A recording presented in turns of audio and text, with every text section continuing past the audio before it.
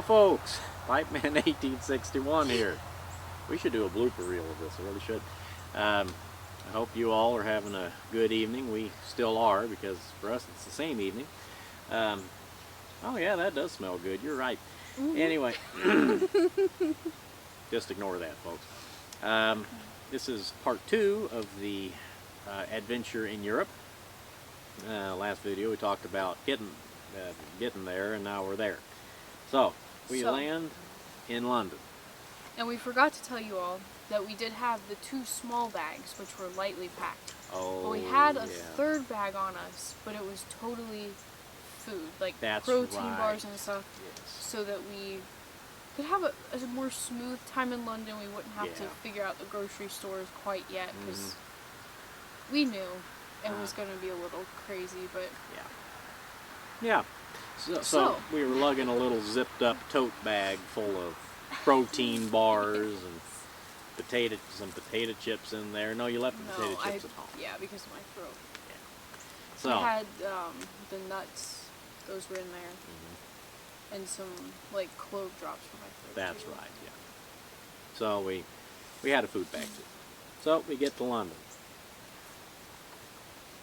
and I expected London to be a lot scarier than it was. So we got off the flight. It was a red-eye flight. Yes. We got off the flight at about 10:15 a.m. their time.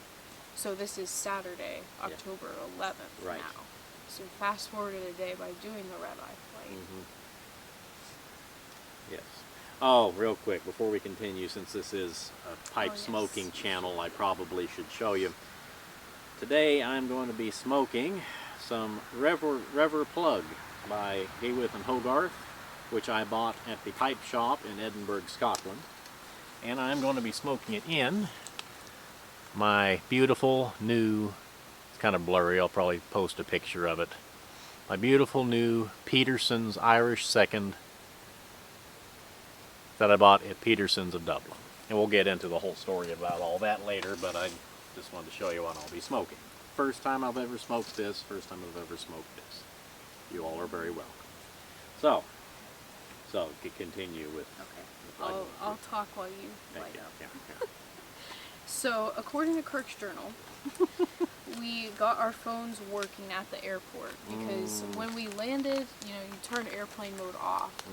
Well then, it was like a good 10 minutes. We still had no service. Both of our phones were equipped to have the international roaming, and we had made sure that all that was in order before we left. So we were a little panicked at that, but... Brick. So we got our phones up and working at the airport, I think. We did, yeah. Okay, and then we went on the train. So we took the Heathrow Express from the Heathrow Airport to Paddington Station. So that was our first introduction to the public transit in London, which the Heathrow Express is very nice. Very nice train. Very quick to connect you to all the main trains in London. So then we took, from Paddington Station, you can change from the Heathrow Express to a lot of the tube and underground lines there. So we took the tube to Baker Street, which was where the Sherlock Holmes Museum was. Yes. So we come up through the Baker Street station. We have a good hour to spare, just because you never know about planes. And so we come up through the tube station. We're not quite out of the tube station yet, and I see the Baguette of the Day sign at this place called Greg's. Yes. And so it was Baguette of the Day for £3.50. And I was like, okay, that's where we're having our first lunch, because that's cheap. So we split the Baguette of the Day, and it was an egg mayo. It was like an egg salad sandwich, but on a baguette. Good. It was really, that was a good first experience of food in London. Yes. So we sat there in the tube station and ate our baguette. Well, and the Baker Street tube station is neat because it is, a lot of it's original to about 1890. They've kept a lot of the original features. It has the old tile in it.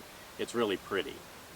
It's kind of scary, especially when you first step off the plane and you're expecting knife attacks everywhere. But Yeah, but all the people were like smiling at us. They meant no harm. no. We'll get into later when we actually did feel threatened. But this part of London was really, really nice. Yes. It was fine, and the tube station was really neat. Mm-hmm. So then, the Sherlock Holmes Museum doesn't allow any baggage. Mm-hmm. So we had to find a place to store our bags. Yep. So we go up on the street and start walking around, just trying to keep our eyes open for somewhere we can put our bags. We come across this little souvenir shop type deal. It has a sign out, so we put our bags there. They stowed 3 of them for like 15 pounds. It was really reasonable. Yeah. And then we still had quite a bit of time before our scheduled slot. About 45 minutes. Yeah.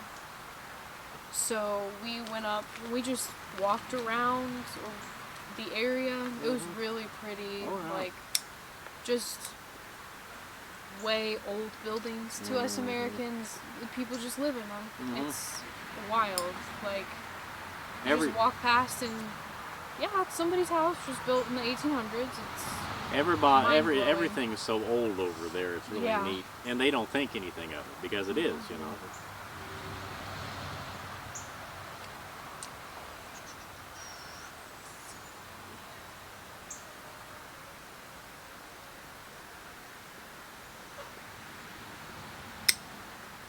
And then the next thing is we went back to the Sherlock Holmes Museum for a scheduled time. Yes. But I'll let Kirk do that because that was, I think, one of his favorite parts. Well, close. And you better put your 2 cents in too. But no, I won't say that. I'll let you say that so I don't get into trouble. But Okay. but anyway, we get there, and in the Sherlock Holmes Museum, what it is.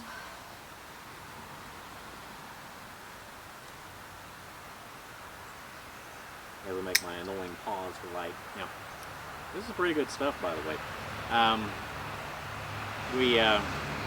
We get there, and what it is, for many years, 221B Baker Street, which is where he lived in the stories, was never a real address.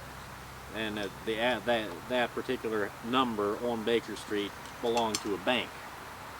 Well, the bank received a bunch of mail addressed to homes, and that was their common thing. Well, I can't remember exactly when it was, but it wasn't horribly long ago. A private group bought the house that they long assumed was the house that Arthur Conan Doyle had pictured Holmes living in, and they had the address of that house changed legally to 221B Baker Street. And that is now the Sherlock Holmes Museum. So, and they have it outfitted the same way as the stories. You know, they have a sitting room with all this stuff. What? Okay, Go keep ahead. going. Okay. They have all the, the sitting room with all of his stuff, his chemistry lab and all this stuff, his calabash pipe that he never smoked in the stories because calabash pipes weren't a thing yet. You know, the whole thing. So, so we walked through the rooms. It was corny, but it was fun. There were women dressed up as Victorian maids in the black dresses and white aprons, you know. So we went through the tour and saw everything. A poor Chinese lady slipped and fell, about broke her neck. That was fun. And then we, after the tour, we went down to the gift shop, which is right next door, and that's where I bought my Deerstalker cap. And Sydney bought a postcard. So that's what we got. It was a lot of fun. I enjoyed it. It was corny, but it's a house that's a museum to a fictional character, so you really can't help it being corny, just the way it's going to be. You had something to add, I think. So it was like an old townhouse, like Kirk said. There were only 2 rooms per floor, which, as an American, that's tiny, and they were tiny rooms. And yeah, it just felt. This is what Kirk wants me to say. it felt, it felt very much like a Disney adult kind of thing, where it's just completely made up, kind of pointless. We don't feel very friendly toward Disney in our house, if you can't tell. But It's just like, why waste your time? But I know, like, Kirk has read all the stories. It really meant a lot to him to go, so we did. But I love you, honey. yeah, She I would tolerated it. I would just rather go somewhere where things like real stuff happen. That's just me though. It's a lot of people, Yeah. but I'm Yeah. unusual, so there we went. So, yeah, we went to the gift shop. Very impressive gift shop. One of the only gift shops I've ever been in that they had stickers for the place, which as a scrapbooker, I was like, that's pretty impressive. Nowhere has stickers of the place. But unfortunately, it wasn't going to be enough in the scrapbook to really justify spending like $7 on a huge. It was a huge pack of stickers, but I just didn't want to spend money. Can't blame you. So I was reading through the journals and we missed a very important detail. Our tube ride from the Heathrow Express yes. to Baker Street was quite interesting. Yeah, our early experiences on the public transit system in London were You know interesting. which one I'm talking Oh, about. yes. Okay, yeah, you tell it. We got on the tube, and we were standing there. We're standing up, holding the bar up above our heads there. And there's a guy gets on comes in the doors just before they close, behind Sydney. I'm facing Sydney. She's facing me. This guy comes in the door, and he's holding a big bottle of wine. No, it was hard liquor. You sure? Yeah. I thought it was wine. No, it was hard liquor. Okay, I guess it was whiskey. I don't know what it was. Cap was off, and he was just taking big old swigs right out of the bottle. And they have posted everywhere, no open containers of alcohol allowed on the tube. And he was just sitting there, got He his just hand didn't up. care. It was like right out of a movie. Mhm. So, oh my word, it just blew my mind. So then Kirk was like, turn around. And so I turned around, I saw him.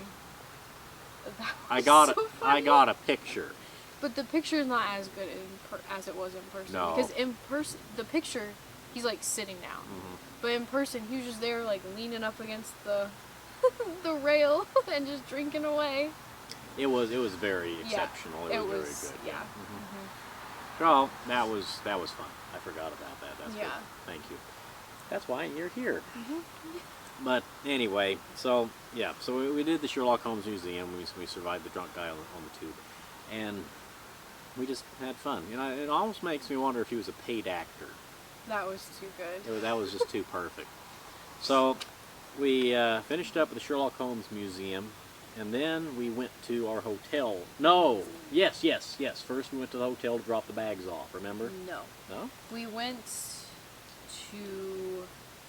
So we walked 45 minutes through like the really ritzy shopping area of downtown London, That's right. where we ran into a very, very awful zombie parade, in which a lot of them looked very possessed. It was not fun. Mhm. That was basically the only experience we had with Halloween there. Other than that, it's not really celebrated over there. We're also not super big on Halloween in our house. Yeah. Just for context. But anyway, I continue. Yeah. So then we walked 45 minutes because we had all day, and little did we know that the underground, which is called the Tube, your fare is actually capped at around £12. But we didn't realize that, so we were like, oh, well, we'll save like the £6 or whatever that it would be combined to ride the tube, and we'll just walk. So we walked. Biggest mistake. We walked 45 minutes with all 3 bags to tobacconist. Yeah, it was a tobacconist. I'm trying to remember. James J. Fox. James J. Fox of London, yes. And I walked in there. I don't have the tobacco out here. I tried to keep my tobacco purchases to a minimum because the taxes over there are quite extreme.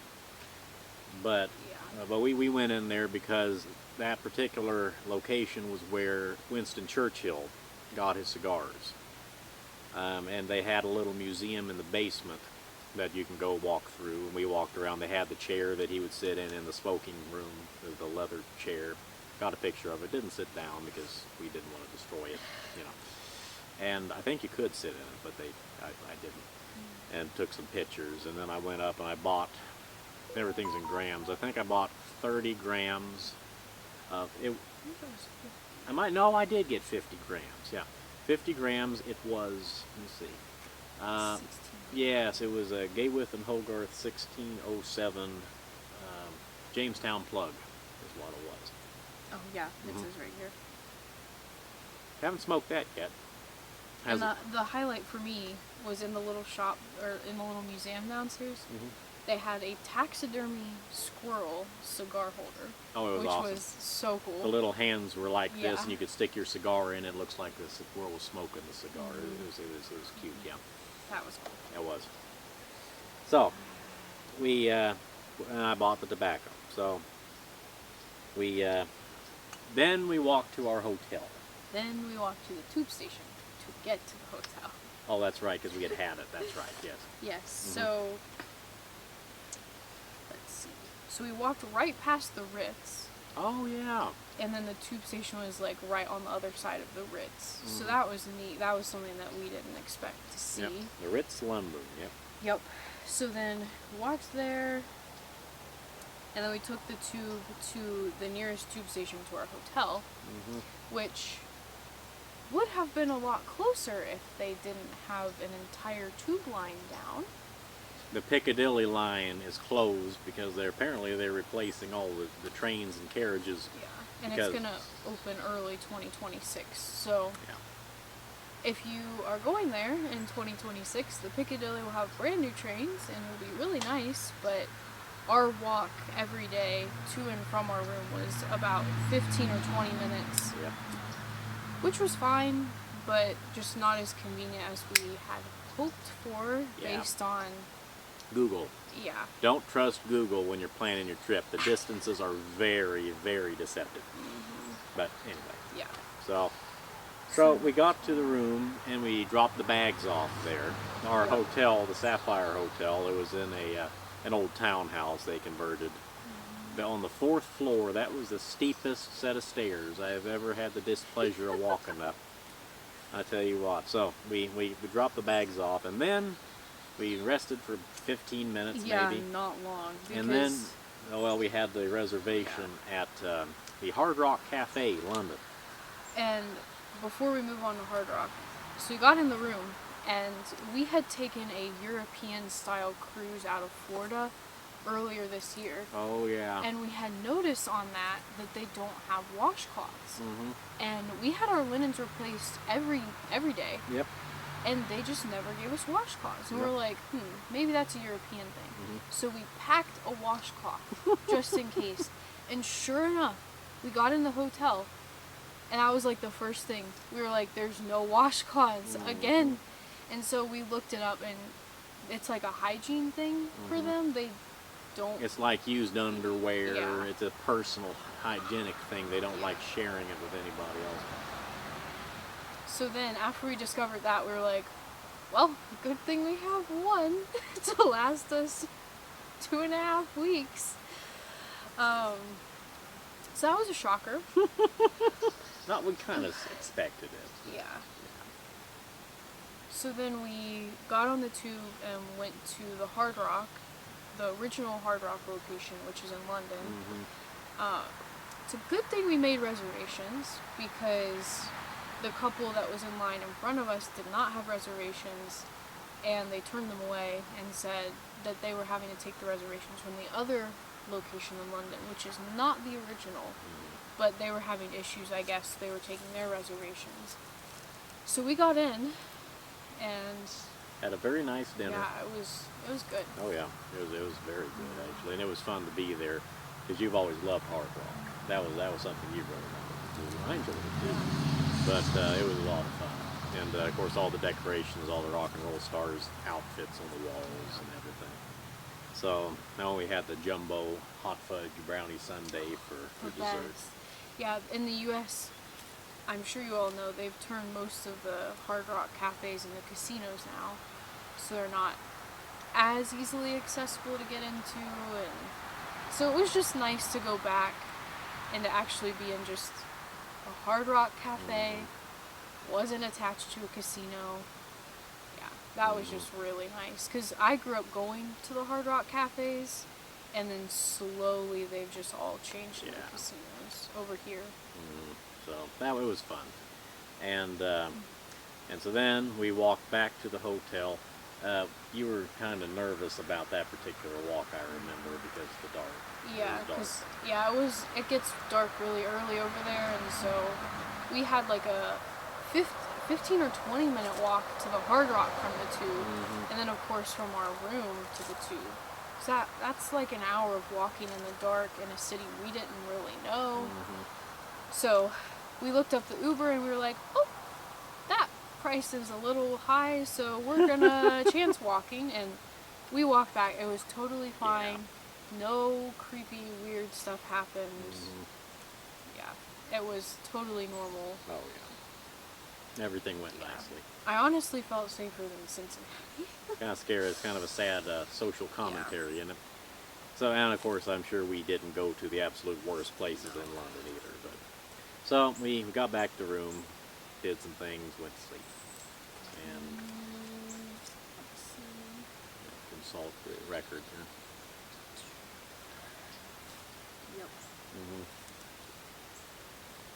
About how long have we been going, Sid? Can you see the timer? 21 minutes. That's quite enough for this video. Alright everybody, well, we will talk to you later, and for the next one we will go on to day 3. If I have any subscribers left after this boring thing, you know, it'll be a miracle. But you know what? You don't have to watch me if you don't want to.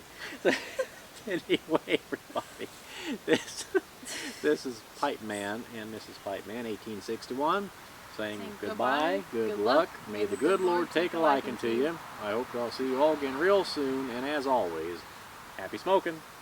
Bye now. Bye, folks.